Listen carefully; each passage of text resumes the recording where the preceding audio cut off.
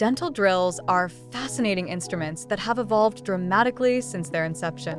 The first clockwork drill, invented by British dentist George Fellows Harrington in 1864, was a noisy, heavy device that resembled a musical box.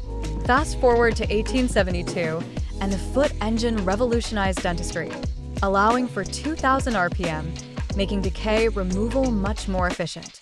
Today, we have two main types: turbine-powered drills, which can spin over 180,000 RPM using compressed air, and electric drills, which offer consistent speed and less heat. Each has its unique feel and benefits, making them essential tools in modern dentistry.